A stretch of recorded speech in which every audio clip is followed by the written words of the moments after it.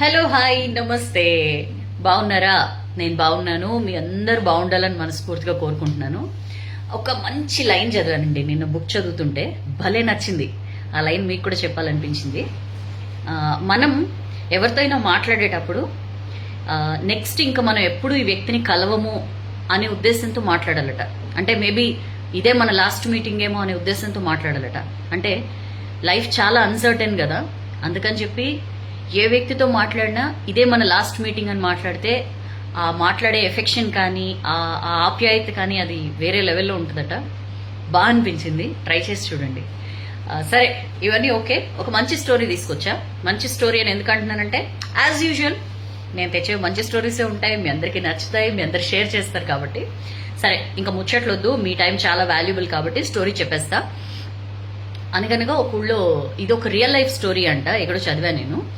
ఒక ఫ్యామిలీ, ఒక normal family, ఒక బాబు, చిన్న బాబు, వైఫ్ అండ్ హస్బెండ్ కార్లో వేరే ఊరికి వెళ్తూ ఉంటారనమాట.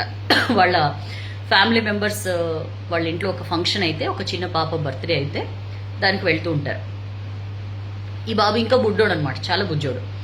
అయితే వెళ్తుంటే దారిలో ఒక చోట ఈ వాటర్ మిలన్ పుచ్చకాయలు ఉంటాయి కదా, తర్బూజ్ రోడ్ పక్కన కనిపిస్తాయి అనమాట. ఈ బుజ్జి పిల్లాడు నాకు కావాలని మారం చేస్తాడనమాట. సరే చూసి రోడ్ సైడ్కి కారు ఆపుతారు. వాళ్ళ వైఫ్ పిలుస్తుంది అనమాట. ఒక పాప ఉంటుంది, ఒక పెద్ద ఏజ్ ఏం కాదు, మేబీ ఒక 10 to 12 years చిన్న అమ్మాయి పరిగెట్టుకుంటూ వస్తుంది అనమాట. కారు దగ్గరకు వచ్చి అప్పుడు ఇది వాటర్ మిలన్ పట్టుకొని వస్తుంది. ఎంతమ్మా అని అడుగుతుంది వైఫ్. ఆ కప్పులు ఉంటారు కదా, వైఫ్ అడిగితే చెప్తుంది అనమాట. 50 రూపీస్ అంటుంది. అంటే కాయ 50 రూపీస్ అంటే ఆమె, అమ్మో 50 రూపీస్ ఏంటి, 30 రూపీస్ ఇవ్వు అంటే, భలే ఉన్నారమ్మా 30 రూపీస్కి ఎట్లా ఇవ్వగలుగుతా నేను అని చెప్పి అంటుంది. అంటే సరేలే ఆమె అంటుంది, ఆ పాప అంటుంది అనమాట, 45 రూపీస్ చేసుకోండి మేడం, 50 కాదులే 45కి ఇస్తానంటుంది. అంటే 45 ఎట్లా, నువ్వు మరీ అసలు ఏం తగ్గించట్లేదు అది ఇది అంటే, ఈ లోపల వెనకాల బాబు ఉంటాడు. వెనకాల ఆ బుజ్జిగాడు ఇట్లా చూసి నవ్వుతూ ఉంటాడు అనమాట. ఈ పాప ఈ చిన్న పాప, ఈ 10-12 years పాప వెళ్ళి వాడిని ఆడిస్తూ ఉంటుందన్నమాట. ఆడిస్తూ అప్పుడు ఈమె అంటుందన్నమాట, చూస్తుంది వాళ్ళిద్దరు కాస్త ఎమోషనల్ గా ఉంది అమ్మాయి అని చెప్పి చూసి, నీ తమ్ముళ్ళే కదా, నీ తమ్ముళ్ళు లాంటి వాడే, వాడి కోసం ఇవ్వచ్చు కదా, 40 రూపీస్ చేసుకో అని చెప్పి అంటుంది.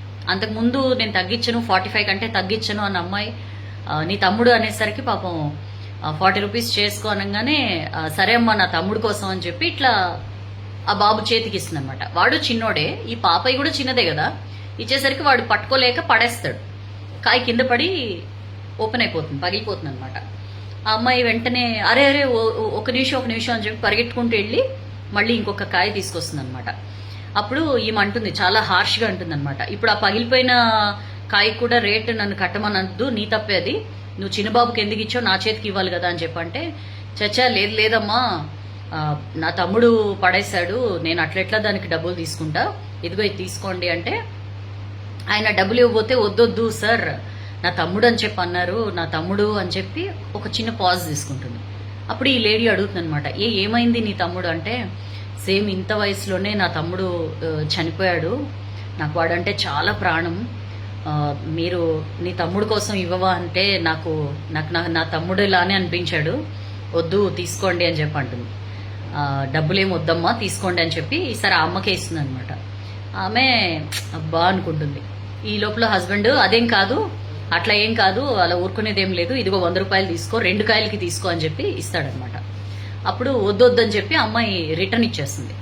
పైసలు రిటర్న్ ఇచ్చేసిన తర్వాత ఇచ్చేసి వెళ్ళిపోతుంటే ఈమె, ఈ లేడీ ఉంటుంది కదా, పిలుస్తుంది, ఒకసారి డ్రామా అని చెప్పి పిలుస్తుంది.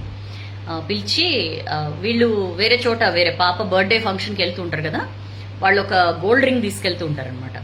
ఆ అమ్మాయిని పిలిచి గోల్డ్ రింగ్ ఇస్తుంది అనమాట. ఇస్తే ఆ అమ్మాయి చూసి, ఈ ఉంగరం నేనేం చేసుకోనమ్మా అంటుంది. అంటే నీ తమ్ముడు అని చెప్పి అన్నావు కదా, అంటే నీ తమ్ముడు వాడంటే నీకు నేను అమ్మ లెక్కనే కదా, అమ్మ ఇస్తున్నాను, అమ్మ ఇచ్చేటప్పుడు కాదనకూడదు, తీసుకో అని చెప్పి అంటుంది. అంటే సరే అని పెట్టుకుని ఆ బాబుని ఇంకాసేపు ఆడిచ్చి వెళ్ళిపోతుంది అనమాట, చాలా హ్యాపీగా అమ్మాయి. సరే వీళ్ళు మళ్ళీ కార్ రీస్టార్ట్ చేసి వెళ్తుంటే ఆ హస్బెండ్కి నవ్వుతూ ఉంటాడనమాట. నువ్వు 5 రూపాయలు 10 రూపాయలకి బేరం ఆడుతున్నావు, అలాంటిది ఒక గోల్డ్ రింగ్ ఇచ్చేసావే అమ్మాయికి అని చెప్పంటే, అంతకు ముందు ఆ అమ్మాయి డబ్బులు ఎందుకు తీసుకోవంటే ఆ అమ్మాయి ఒక మాట అంటుందన్నమాట.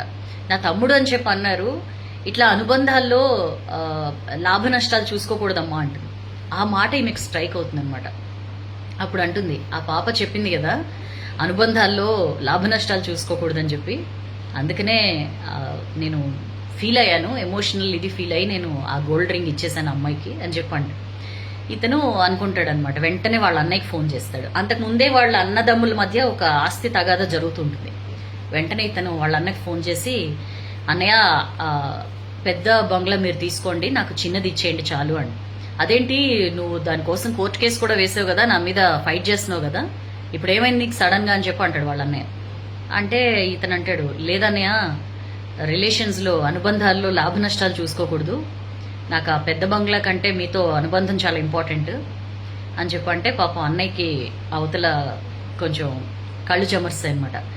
సర్లే నువ్వైతే ముందు ఇంటికి రా, వైఫ్ని బాబుని తీసుకుని ఇంటికి రా, మనం కలిసి కూర్చుని మాట్లాడుకుందాంలే, సెటరేట్ చేసుకుందాంలే అని చెప్పి పిలుస్తాడు. అంతకుముందే చాలా కాలంగా మాటలు ఉండవు వాళ్ళ మధ్య.